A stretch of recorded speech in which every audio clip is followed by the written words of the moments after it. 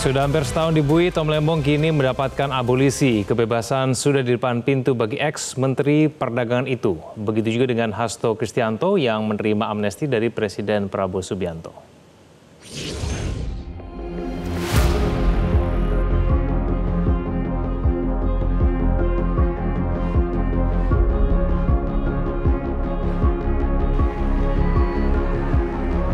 Di depan pintu lapas Cipinang, Siska Wiharja tidak berhenti senyum dan mengucapkan terima kasih pada ibu-ibu pendukung Tom Lembong yang menyambutnya dan membentangkan tulisan "Pak Tom Lembong, welcome home". Selain Siska, Anies Baswedan dan Refli Harun juga turut mendatangi lapas. Tentu ini adalah kabar baik bagi Pak Tom Lembong dan keluarga. Dan kita tunggu prosesnya sampai tuntas. Jadi saya akan ketemu dulu dengan Pak Tom Lembong dan mendengar dari beliau apa saja pendapat Pak Tom tentang ini dan rencana langkah-langkah ke depan. Sebenarnya kalau kita mau bicara mengenai katakanlah ada game hukum ya, orang nggak boleh dihukum 1 hari sekalipun kalau dia tidak bersalah. Jadi baiknya barangkali ada kebijakan walaupun kepresnya belum keluar tapi Tom Lembong bisa dikeluarkan. Kan pertama kasusnya memang belum inkrah ya kan. Dan yang kedua adalah dia akan mendapatkan abolisi. Jadi sebenarnya kan tidak ada alasan lagi untuk menahannya begitu. Ex-Menteri Perdagangan Tom Lembong mendapatkan abolisi atau penghapusan tuntutan pidana terkait kasus korupsi impor gula. Abolisi itu disebut sebagai langkah politik Prabowo Subianto untuk menjaga persatuan bangsa. Apabila tidak diberikan abolisi itu, apakah adanya potensi perpecahan, Pak? Tadi. Indonesia itu senang bersatu, masyarakat Indonesia itu senang persatuan. Jadi kalau kebijakan pemerintah tentang persatuan sudah pasti masyarakat Indonesia senang, karena persatuan harus menjadi kunci untuk mengalahkan ego semua pihak. Tapi ini kan diberikan kepada koruptor, Pak, dan masyarakat banyak yang menilai bahwa kebijakan ini tebang pilih gitu. Jadi gimana persatuannya di mana gitu, Pak? Apakah ada Sekjen PDIP Hasto Kristianto juga mendapatkan kabar baik. Bedanya Hasto menerima amnesti yakni pengampunan hukuman kepada pelaku pidana. Hasto sempat keluar dari rutan KPK untuk berobat, namun kurang dari 2 jam kemudian Hasto kembali lagi masih dengan rompi tahanan dan tangan terborgol. Hasto diberi amnesti atas vonis 3,5 tahun penjara dalam kasus suap pergantian antar waktu kader PDIP Harun Masiku. Ini apa bagian dari intervensi dari PDIP, Pak? Apakah bagian dari intervensi dari PDIP? Nggak ada intervensi. Presiden menghargai, menghormati sampai proses hukum kemarin selesai. Tapi ada kaitannya dengan itu langsung menghadap ke Bu Mega, Pak, setelah pengumuman itu. Maksud sih? Kemarin saya ketemu sama Bu Mega itu tahu aja. Jadi benar, Pak. Terkait amnesti Hasto dan abolisi Tom Lembong, Presiden Prabowo diharapkan untuk tetap mendapatkan semangat menjadikan Indonesia betul-betul negara hukum. Terpenting sekarang jeritan hati nurani masyarakat agar hukum tidak dijadikan alat politik. Harapan baru kepada kita bahwa hukum akan mulai ditegakkan dan mudah-mudahan ini akan berlanjut. Kita doakan Presiden Prabowo tetap mendapat semangat untuk menjadikan negara ini sebagai betul-betul negara hukum. Tim Liputan Metro TV. Ya, apa makna dibalik keputusan Presiden Prabowo Subianto yang membebaskan Tom Lembong melalui abolisi dan Hasto Kristianto yang diberikan amnesti? Kita akan membahasnya bersama dengan kuasa hukum Hasto Kristianto, Todung Mulya Lubis, dan pakar hukum pidana Hibnu Nugroho. Dan nanti juga akan bergabung bersama kami kuasa hukum Thomas Lembong, Ari Yusuf Amir. Saya sapa dulu yang sudah hadir, Prof. Hibnu dan Pak Todung. Selamat malam. Selamat malam, Pak Todung. Selamat malam, Mas Kevin. Selamat malam, Pak. Terima kasih atas waktunya. Saya ke Prof. Hibnu dulu, Prof. Keputusan Presiden ini sama-sama membebaskan Tom Lembong dan Hasto. Perbedaannya apa sebetulnya? Kenapa yang satu dapat abolisi, yang satu mendapatkan amnesti?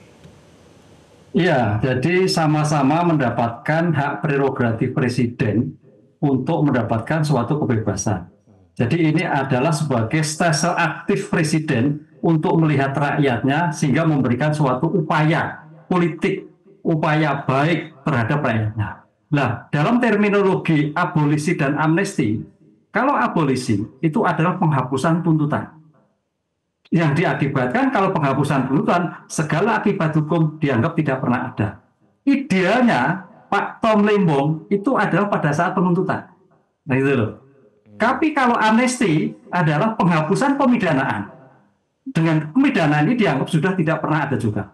Konteks jeda itulah yang membedakan mana abolisi dan mana amnesti. Itu yang menjadi. Oleh karena itu sebetulnya untuk Pak Tom Lembong, kalau memang betul presiden waktu itu harusnya sudah dulu pada saat penuntutan itu dibebaskan, dihentikan, karena dianggap tidak pernah ada, kan gitu. Tapi kalau amnesti adalah terhadap penghapusan pemidanaan. Ini suatu kebijakan yang merupakan hak prerogatif presiden, betul, yang kemudian juga diatur dalam Undang-Undang Amnesti Abolisi 1445 kalau nggak salah. Cuman permasalahannya, kalau kita lihat Undang-Undang tahun 54 itu Undang-Undang lama, itu terhadap akibat hukum terjadi suatu persengketaan. Nah itu loh. Sehingga kalau kita identifikasi pemberian abolisi, terakhir itu catatan saya adalah HAM yang di mana? Aceh. Aceh itu ada yang diberikan amnesti, yang diberikan abolisi. Nah, waktu itu kan siapapun rakyat Aceh yang mau masuk negara RI, wilayah Pakuan RI, akan diberikan abolisi dan amnesti. Itu yang catatan kami. Termasuk juga dulu waktu peristiwa 98, itu ada beberapa tokoh agama juga diberikan suatu amnesti. Nah, disinilah suatu terminologi. Sehingga kalau presiden sekarang itu memberikan suatu pembebasan pemidanaan dan penuntutan, itu suatu langkah progresif. Tapi paling tidak undang-undangnya harus tambah, atau dengan tindak pidana lain yang mungkin menimbulkan kekeosan atau yang menimbulkan suatu perpecahan. Nah itu mudah-mudahan nanti undang-undang tentang abolisi dan amnesti dirubah dengan adanya suatu ketentuan ini. Gitu Mas Kevin. Ya Prof. Yunus, tapi kasusnya sendiri bisa kembali dilanjutkan tidak di masa depan? Kalau terhadap Tom Lembong enggak. Karena Tom Lembong itu penghapusan penuntutan dengan sekaligus itu dianggap tidak pernah ada. Makanya kebijakan politik kalau saya melihat terhadap Tom Lembong itu kan pada waktu itu kan menyangkut banyak menteri. Kalau itu misalnya, oleh karena itu presiden mengambil suatu tindakan abolisi itu melihatnya ke sana. Jadi menteri-menteri yang terkait ya sudah selesai. Tidak ada suatu peristiwa hukum. Kan dianggap tidak pernah ada. Lain dengan amnesti kliennya Pak Lutfi.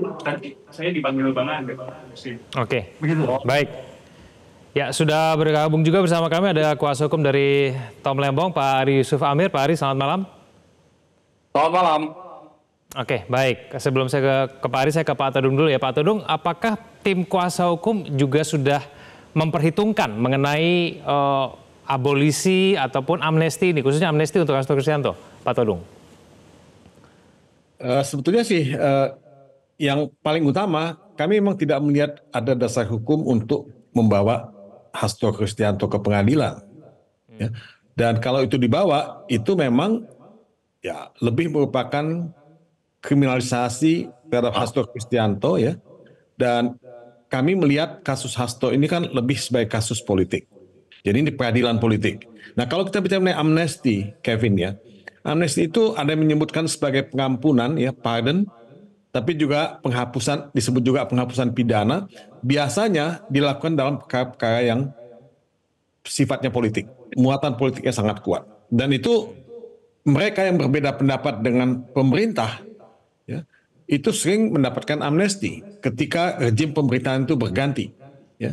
Nah, tapi itu kan jarang terjadi secara individual. Itu lebih banyak dilakukan terhadap terhadap kelompok, ya, beberapa orang. Ya. Nah, jadi kita pernah mengalami itu dulu melakukan amnesti terhadap sekelompok orang. Nah, saya kira ini yang saya lihat pada kasus ini. Tapi saya mengapresiasi apa yang dilakukan oleh pemerintah ya, presiden ya, yang menggunakan hak prerogatifnya memberikan amnesti kepada saudara Hasto Kristianto.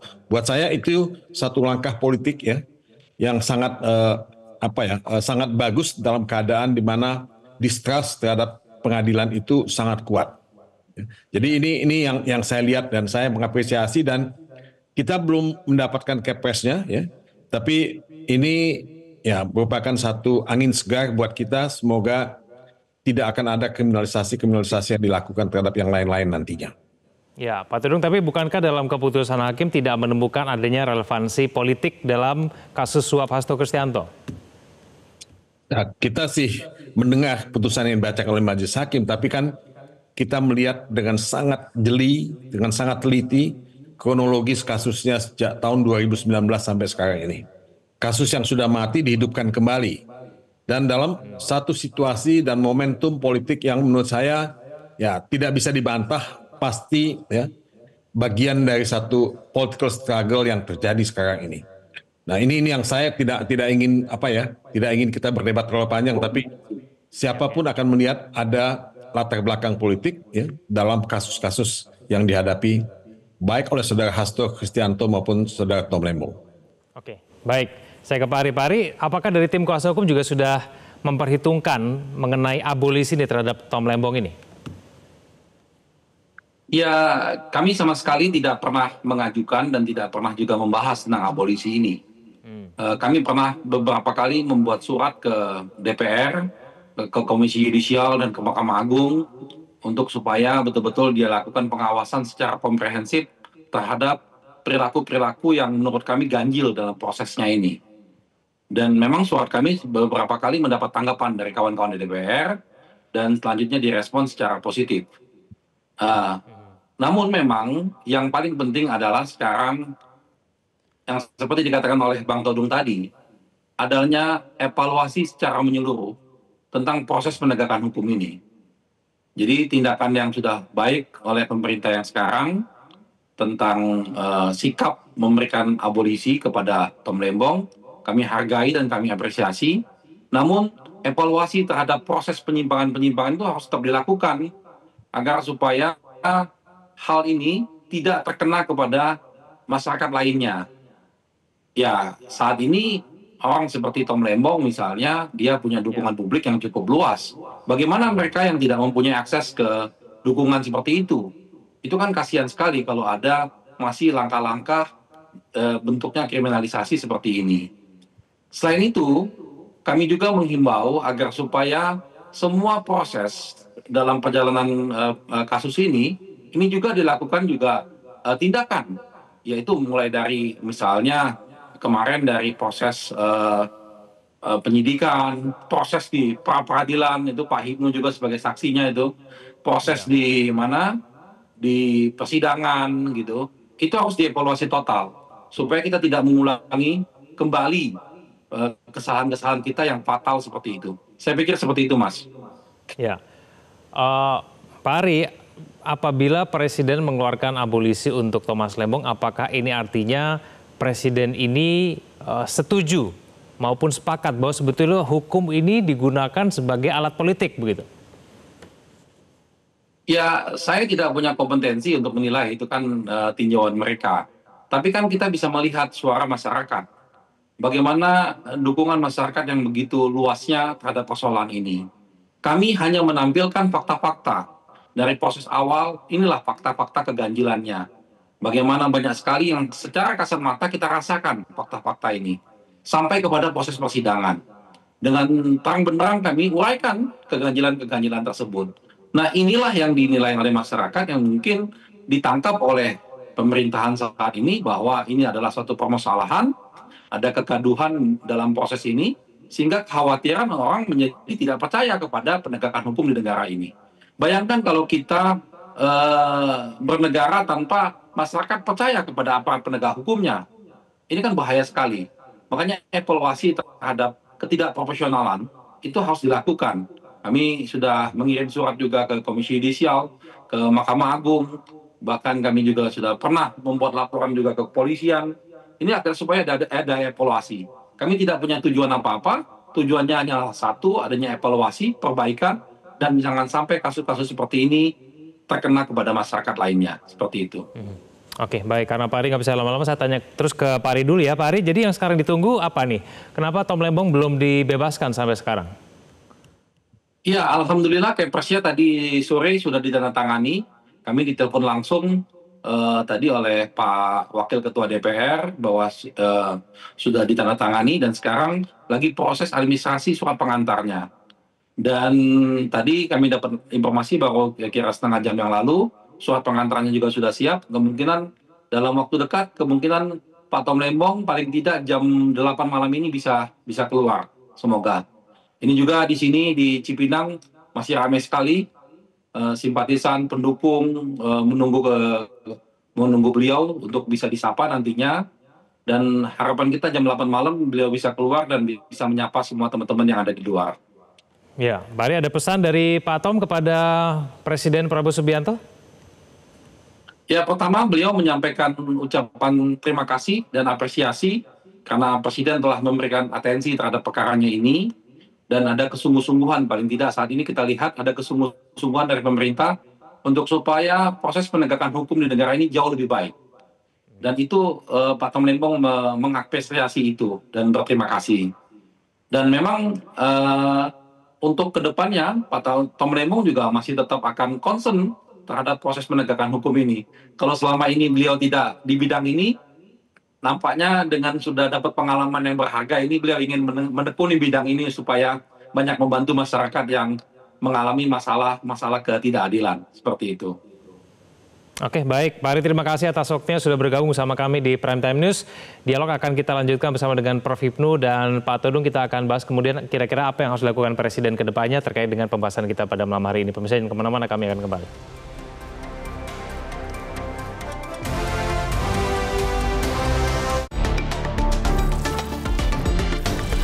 Bahkan oleh didukung oleh Kembali bersama kami di Prime Time News. Saya ke Pak Todung. Pak Todung, keputusan Presiden ini apakah seharusnya bisa menjadi koreksi bagi aparat penegak hukum? Bagi tim kuasa hukum Hasto bagaimana? Ya sebetulnya iya, karena begini, dalam perkembangan di banyak negara di dunia, kalau yang tadi yang Anda tanyakan, apakah hukum itu dijadikan sebagai alat? Ya? Weaponization of law itu terjadi di banyak negara yang menunjukkan tendensi-tendensi otoritarian. Ya, itu terjadi di negara yang menjalankan apa yang disebut illiberal policy. Nah, itu mudah-mudahan tidak terjadi di Indonesia. Dan saya menangkap bahwa Presiden Prabowo melihat ya ada tendensi-tendensi yang bisa membahayakan kehidupan lembaga peradilan, independensi peradilan, ya, di mana kemungkinan weaponization of law itu bisa saja terjadi, entah dari mana ya masuknya, siapa yang bermain di sini. Nah, jadi keputusan untuk melakukan ya abolisi dan amnesti ini adalah semacam bentuk kontrol ya yang sangat penting ya dalam keadaan seperti sekarang ini, dan mudah-mudahan itu tidak akan terjadi lagi ya. Nah, tadi Saudara Ari mengatakan perlu ada assessment, evaluasi. Saya juga setuju ya. Tadi proses administrasi yang banyak dipersoalkan ya, kapan ini akan keluar, kapan ini akan keluar. Nah, ini kita belum melihat kok Kepresnya. Ya. Nah, tapi kan ketika amnesti dan abolisi itu sudah diumumkan, seharusnya prosesnya tidak terlalu lama. Prosesnya harus sangat cepat. Karena 1 menit, 2 menit, 1 hari kebebasan seseorang itu dirampas, ya, diambil, itu juga satu hukuman. Dan tidak boleh itu terjadi pada siapapun yang sudah mendapatkan abolisi dan amnesti ini. Baik. Prof. Hipnu, kita bisa menerjemahkan sikap Presiden tidak sih dari keputusan pemberian amnesti dan abolisi ini terkait dengan aparat penegak hukum kita? Iya, saya kira bisa ya. Karena gini loh, amnesti abolisi itu adalah stelsel aktif Presiden. Stelsel aktif pemerintah. Beda dengan grasi. Kalau grasi itu pasif, artinya terpidana yang mengajukan ampunan. Kan itu. Tapi kalau abolisi amnesti seaktif, artinya pemerintah di sini melihat tentang mungkin sistem peradilannya, kemudian kualitas dari perkaranya, tadi Bang Todung, wah ini ada ini dan sebagainya, kemudian dari perkara ini menimbulkan gejolak, tadi pernyataan Wakil Menteri mengatakan ini persatuan dan kesatuan bangsa, ini luar biasa. Oleh karena itu dari aspek teknis, sosiologis dalam suatu bernegara, saya kira pemerintah melihatnya secara komprehensif. Makanya saya katakan tadi, stelsel terhadap abolisi dan amnesti adalah kewenangan hak prerogatif Presiden. Aktif melihatnya. Makanya tadi Bang Todung tanpa diminta akan memberikan. Tadi Bang Ari juga tanpa diminta nggak tahu, tapi melihat. Itu. Oleh karena ini kejelian seorang pemimpin negara dalam melihat suatu kondisi rakyatnya, kondisi para pendukung dan sebagainya, itu saya kira tepat sekali. Oleh karena itu tadi saya katakan dalam undang-undang gerasi amnesti ke depan perlu dirubah. Perlu ada suatu penambahan. penambahannya apa? Tindak pidana lain yang menyebabkan kekeosan atau tindak pidana yang lain yang menimbulkan suatu masalah bla bla. Sehingga tidak hanya terbatas pada tindakan pidana akibat sengketa politik. Ya, Prof. Hipnu, tapi apakah abolisi dan amnesti ini bisa dipakai untuk kasus korupsi? Nah, itulah yang menurut saya secara objeknya agak sulit. Tapi secara subjeknya adalah tokoh politik. Tokoh politik. Pak Hasto tokoh politik, Pak Tom juga tokoh politik. Tapi objeknya korupsi. Nah, oleh karena itu dalam hal seperti ini kalau kita mengacu pada Undang-Undang Darurat nomor 1154, tidak masuk, Mas. Nggak masuk itu. Tapi kalau kaitannya perkembangan terkait progresivitas kepemimpinan yang melihat secara luas, lah itulah saya kira ke depan segera ada revisi tentang abolisi dan amnesti. Sehingga terjadi keadilan, terjadi suatu kepastian. Karena dalam doktrin abolisi dan amnesti adalah upaya politik. Ini yang ditakutkan oleh masyarakat kalau nanti yang lain kok tidak diabolisi, yang lain diabolisi, yang lain diabolisi, ya amnesti, yang lain tidak. Ini yang problem karena sebagai upaya politik parameternya paling tidak harus ada suatu parameter yang logis dan jelas sehingga bisa diterima oleh masyarakat. Ya, Pak Todung, pertanyaannya bisa menjadi presiden buruk tidak ke depannya? Presiden buruk tidak ke depannya? Dalam konteks apa? Saya hanya ingin mengatakan begini loh. Saya sejak awal tidak percaya bahwa ini perkara korupsi. Oleh sebab itu, walaupun di labelnya sebagai perkara korupsi, ini perkara politik. Nah, oleh sebab itu, saya tidak mempersoalkan amnesti yang diberikan oleh Presiden Prabowo, karena memang nuansa politiknya begitu kental. Nah, apakah ini akan jadi presiden buruk nantinya? Saya kasih apa yang dikatakan oleh Profesor Hipnu tadi, undang-undang migrasi, amnesti, dan sebagainya itu mesti di amendment, direvisi. Kita mesti buat definisi yang lebih pas, dan juga mungkin membuat satu perluasan cakupan ya. Tadi dikatakan tidak hanya perkara yang sifatnya politik, tapi mungkin juga yang lain. Nah, tapi itu tentu akan membutuhkan perdebatan publik. Apakah korupsi akan masuk dalam kategori ini?